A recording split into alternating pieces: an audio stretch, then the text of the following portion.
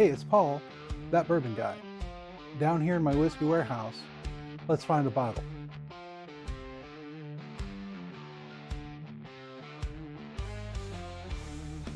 Let's go with William Heavenhill 13-year bottle and bond.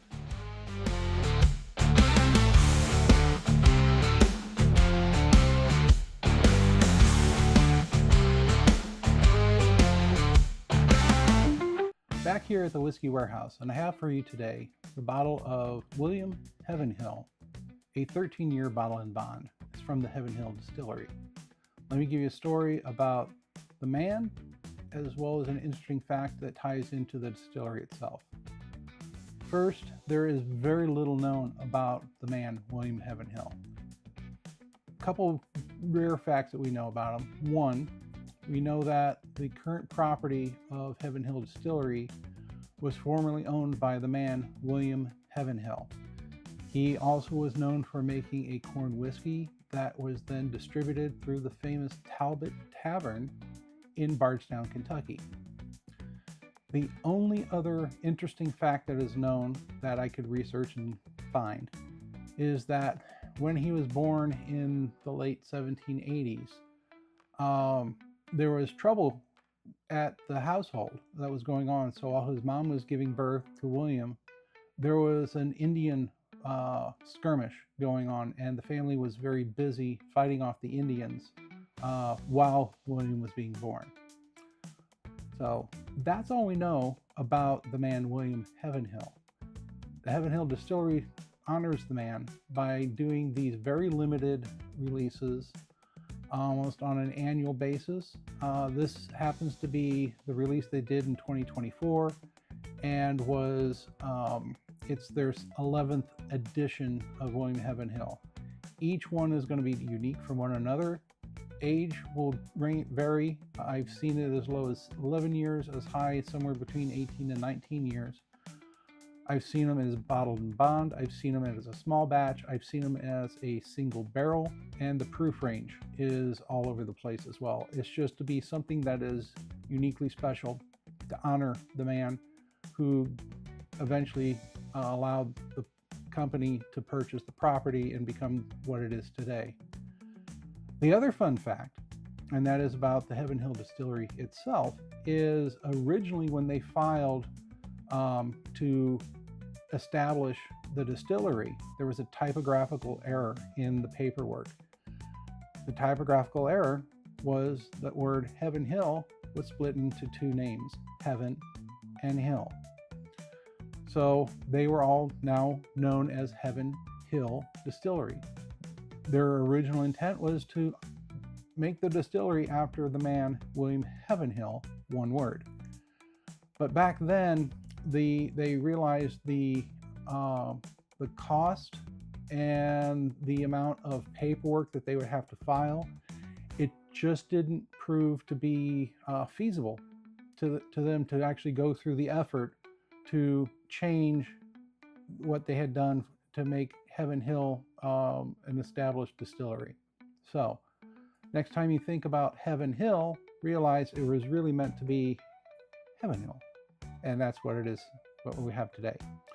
So I want to now get into some nosing and tasting on this particular release. I was lucky enough to get one of these.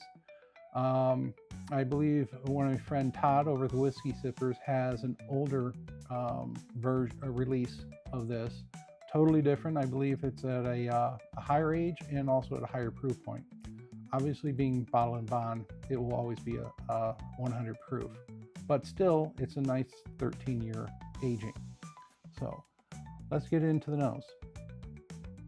I've let this sit for about 10-15 minutes. Let it open up.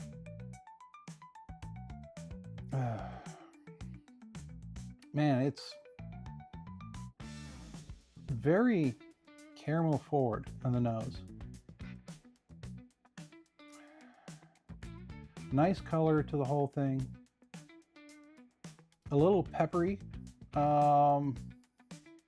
Not heavy on a pepper or a spice in the nose. I say it's caramel, maybe hinting towards some butterscotch as well. I don't say it's definitely not strong enough just to be a single caramel, but I'd say some butterscotch is in there as well. Not sure if I'm going to get much in terms of vanilla, but it's still a very sweet nose. Let me see. I don't think they put the mash bill on this. No, they didn't put it on here at all. So all we know, it was made out of comprised of 34 barrels that were aged for 13 years, and it was stored, all 34 barrels aged on the 4th floor of Rick House AA at their historic Deatsville site in Nelson County, Kentucky. So that's all the information we have about this particular release. Again, that nose, yeah, it's caramel, butterscotch, tiny bit of a pepper note, very faint.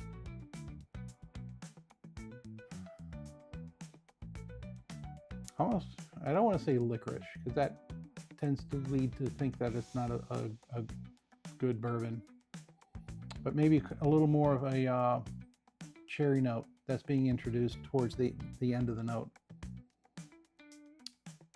Yeah, I think it's just it's those 3 main notes. So it's the butterscotch, the caramel, and a little bit of cherry that's going on. Okay, good, pleasant. Let's go in for the taste.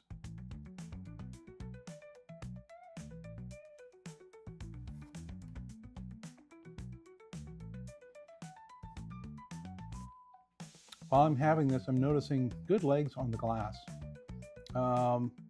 Also getting a very good oil, viscous feeling in the mouth for texture. It's not super thick, but it's not thin either. So it's about a medium complexity. In terms of taste, so what I'm getting on the taste, that cherry note is actually coming forward a little bit more, especially heavy in the mid palate. In the front end, it's still that kind of, I wouldn't say really caramel, it's more of a butterscotch, more prevalent than anything else. So that butterscotch in the nose carries forward into the taste. That's on the front of the palate. Then I'm picking up that cherry note. It's not medicinal. I'll definitely tell you if it was. That's just something, long story, but the medicinal stuff, it's just something that picks up on me pretty quick. This is not medicinal. This is kind of a syrupy cherry. That's what I'm getting out of this. It's not medicinal. It's kind of more of a cherry syrup than anything else. On the back end is probably where I'm picking up a little more of that spice note that I caught in the nose as well. Let me go for another taste.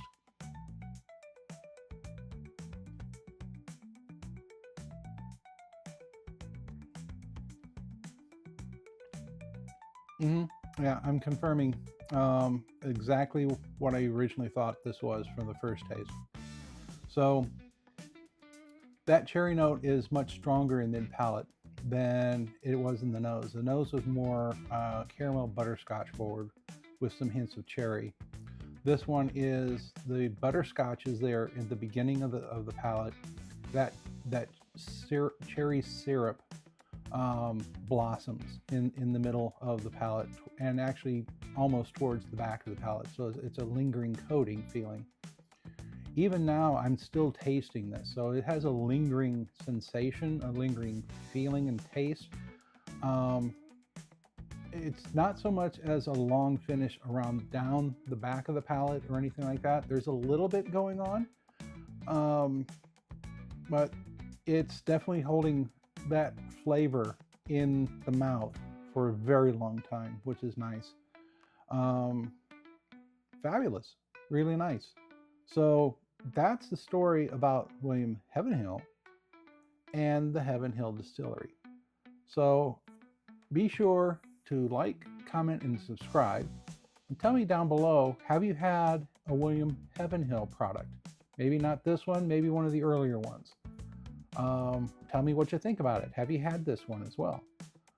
Is there any other special releases that I should try? I have a collection. I may have it. Let me know. So until next time, remember, if anyone asks, tell them you heard it from That Bourbon.